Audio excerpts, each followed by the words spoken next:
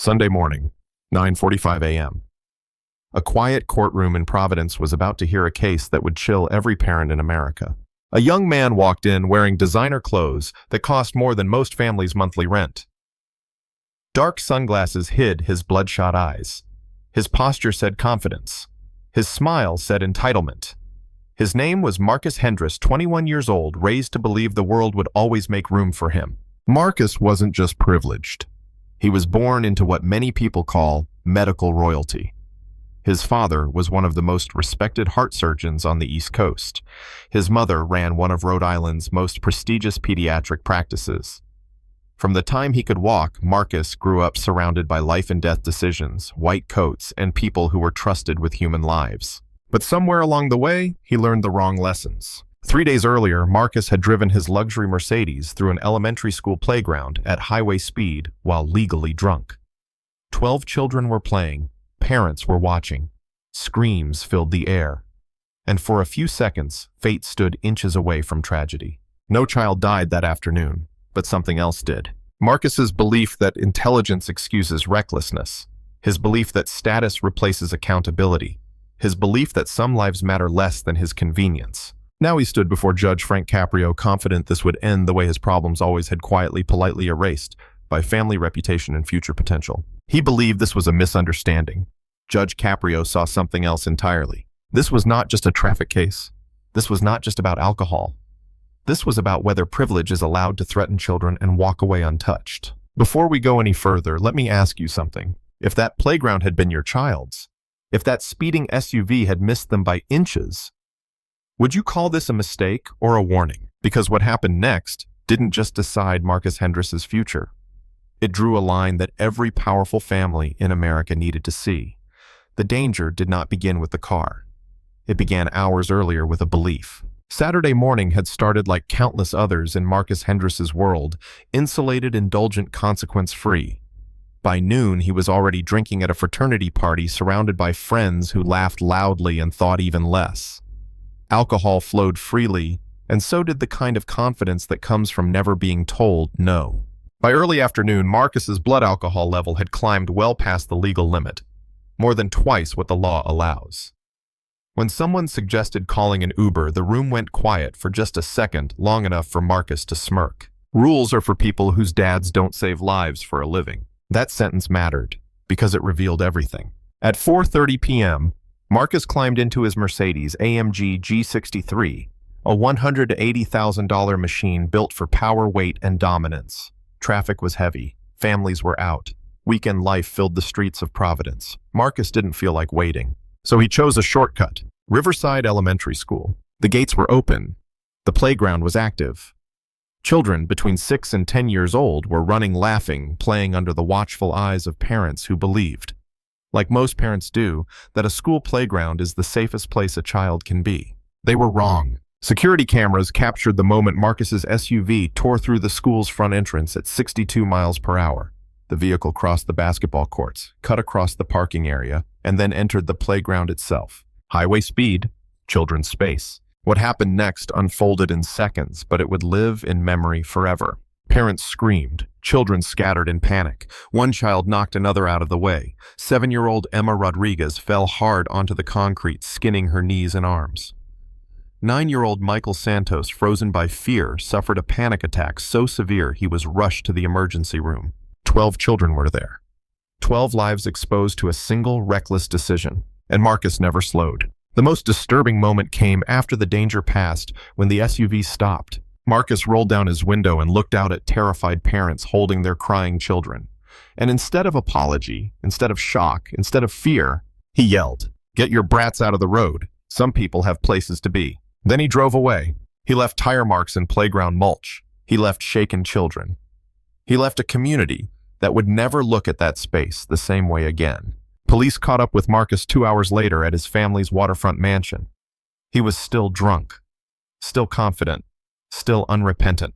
His first words to officers were not concern, not regret. "Do you know who my father is?" He said it like a shield, like a credential, like a promise that this too would disappear. 3 days later, Marcus walked into Judge Caprio's courtroom believing the same thing.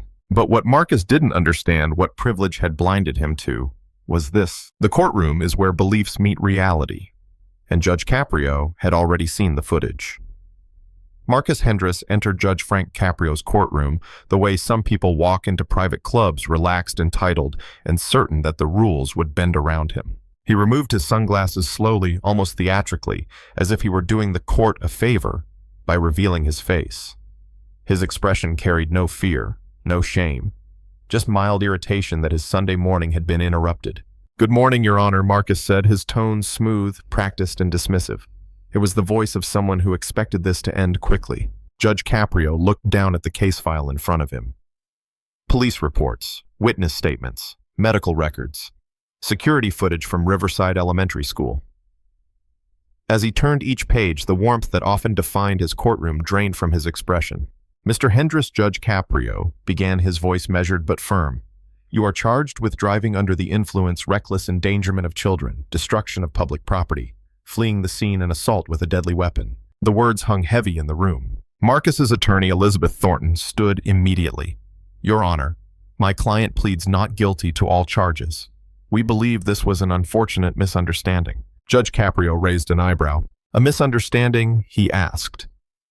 "Are you suggesting that driving drunk through a children's playground qualifies as one?" Before his attorney could answer, Marcus interrupted. "Your Honor, there were some kids around, but they were fine," Marcus said casually.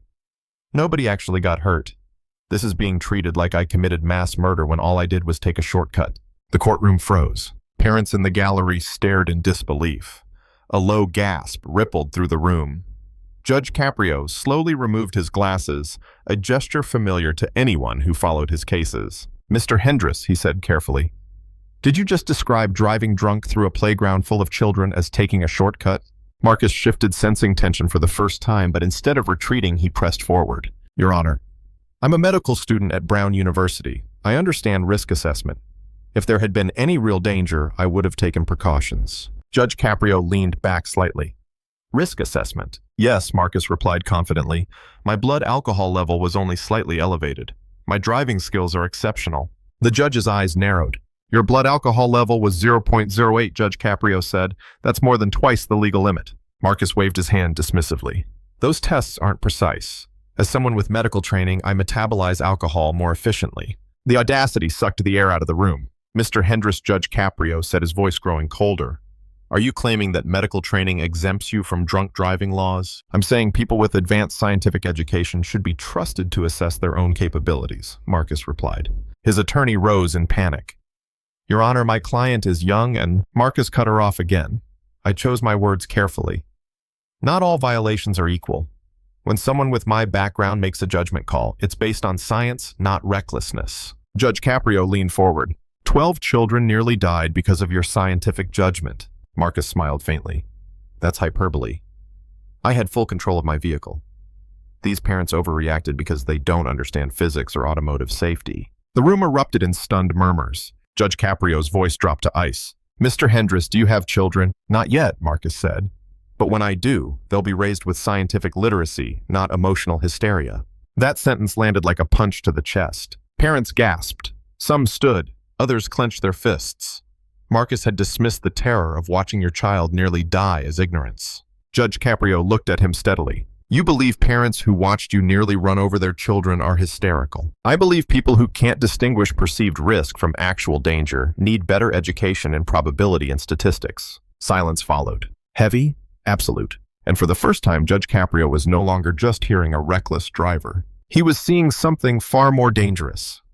Judge Frank Caprio paused, not because he was unsure, but because he was measuring something far more serious than guilt. He was measuring character.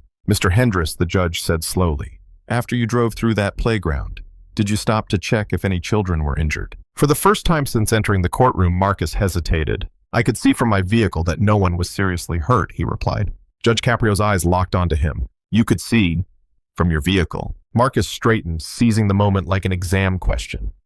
"My father taught me basic triage assessment. When someone is critically injured, there are visible indicators.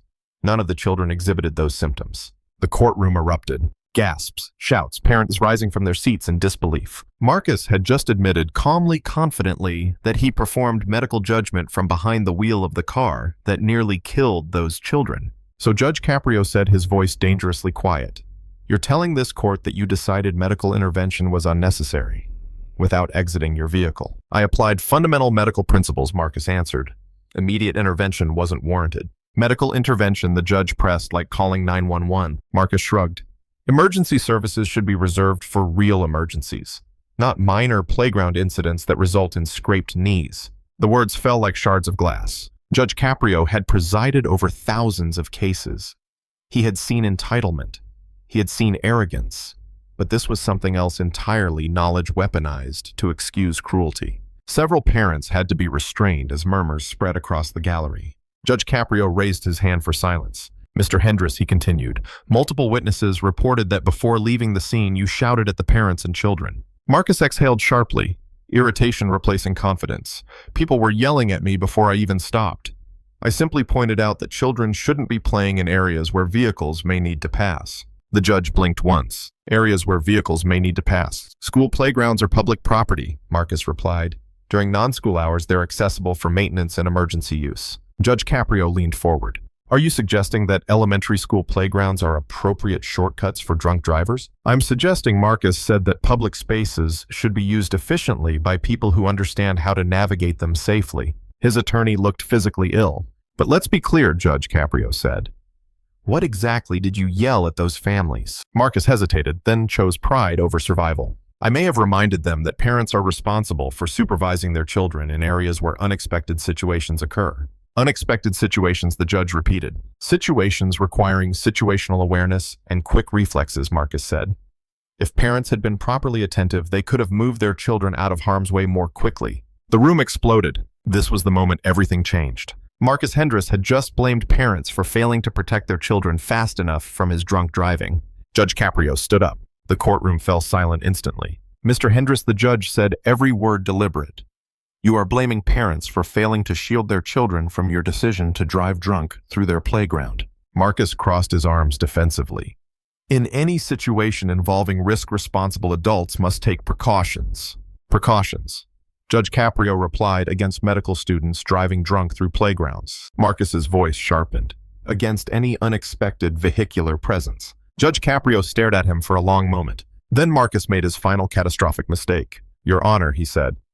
I think emotional reactions are clouding your legal judgment. This is a minor traffic violation that's being sensationalized because of who my family is and what my future represents. The courtroom erupted again. Marcus had just accused Judge Frank Caprio, a man with decades on the bench, of bias. Mr. Hendris, the judge said coldly, you believe medical students should be held to different legal standards. I believe people destined to save lives should be trusted to manage acceptable risk, Marcus answered. Judge Caprio nodded once, and in that moment, Marcus Hendris sealed his fate. Judge Frank Caprio stood in silence for several seconds, not to intimidate, not for drama, but because what he had just heard required absolute clarity. Mr. Hendris, the judge, finally said, his voice steady but unmistakably firm. In 30 years on this bench, I have heard excuses from people who were scared, confused, or ashamed. What I have never heard is someone use education as a shield against morality. Marcus opened his mouth to speak, but Judge Caprio raised his hand. No, the judge said, you've said more than enough. He looked down at the file one last time. The security footage, the witness statements, the medical reports. Then he looked back up, not at Marcus, the medical student, not at Marcus, the surgeon's son, but at Marcus, the man who made a choice. You drove drunk through an elementary school playground, Judge Caprio said. You endangered 12 children. You fled the scene. You showed no remorse. And when given every opportunity to reflect, you doubled down. Marcus shifted nervously, his confidence finally cracking. Your Honor, he said, his voice strained. This will destroy my future. I'm supposed to go to medical school. Judge Caprio did not raise his voice. Your future was destroyed the moment you decided children's lives were less important than your convenience. The words landed like the verdict before the verdict. Mr. Hendris, Judge Caprio continued, this court finds you guilty on all charges. Your actions constituted aggravated assault with a deadly weapon and reckless endangerment of minors. Marcus's face drained of color. You are sentenced to 2 years in state prison. A gasp swept through the courtroom. 2 years, Marcus whispered. Your Honor, that will end my medical career.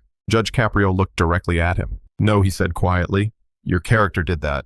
Marcus's attorney stood in desperation. Your Honor, we request immediate appeal bond. Judge Caprio shook his head. Denied. Your client represents a continuing danger to public safety and has demonstrated no remorse. Then came the sentence that shattered what little hope Marcus had left. You are permanently banned from operating any motor vehicle in the state of Rhode Island. Marcus erupted. You can't destroy my entire life over one mistake. Judge Caprio's response was immediate. This was not a mistake. It was a choice repeated, defended, and justified. The judge paused, then delivered the final blow. This court will forward a complete record of these proceedings to the Rhode Island Board of Medical Licensure with a formal recommendation that you be permanently barred from any medical profession. Marcus collapsed into his chair. My father built our family's medical reputation, he cried. You can't take that away. Judge Caprio's voice softened, but his words did not. Your father built his reputation saving lives. You nearly took them. As bailiffs approached with handcuffs, Marcus shouted about appeals connections and power. Judge Caprio did not respond, because the lesson had already been delivered. Marcus Hendris was led out of the courtroom in handcuffs, still shouting about injustice, ruined futures, and powerful names that were supposed to protect him. But the courtroom did not respond, because the people sitting there, parents, neighbors, families, were thinking about something else. They were thinking about 12 children who went home alive. In the weeks that followed, Marcus began serving his sentence in state prison, while his former classmates moved forward with their lives. Medical school orientations, white coats, futures built on responsibility, not entitlement. Marcus watched from the outside. 6 months later, the consequences spread beyond the courtroom. Dr. Jonathan Hendris, one of the most respected surgeons in Rhode Island, quietly resigned from his hospital position. Not because of incompetence, not because of scandal, but because the weight of what his son had done and who his son had revealed himself to be became impossible to separate from his professional legacy. No press conference, no excuses, just silence. Judge Frank Caprio returned to his bench just as he always did, case after case, person after person. But on his desk among the files and paperwork sat one image he refused to put away, a still photograph from the playground's security camera. 12 children frozen mid-motion. A playground meant for laughter. A vehicle that should never have been there. Judge Caprio didn't keep the photo to remember Marcus Hendris. He kept it to remember why the law exists, not to punish success, not to resent privilege, but to draw an unmovable line when privilege threatens the innocent. Because mercy without accountability is surrender, and compassion without boundaries becomes danger. That day in court was not about destroying a young man's future. It was about protecting every child who will never know how close they came to losing theirs. Sometimes the greatest service a court can provide isn't forgiveness, it's prevention. And sometimes the most loving thing society can do is say, you don't get to gamble with other people's lives. If this story stayed with you, share it with someone who believes rules bend for the talented, the educated, or the powerful. If you're a parent, ask yourself, what would you have demanded if that playground belonged to your child? And if you believe real justice means protecting the vulnerable before excusing the privileged, take a moment to like this video, leave a comment, and subscribe. Because stories like this aren't just about courtrooms. They're about who we choose to protect and who we refuse to let endanger others ever again.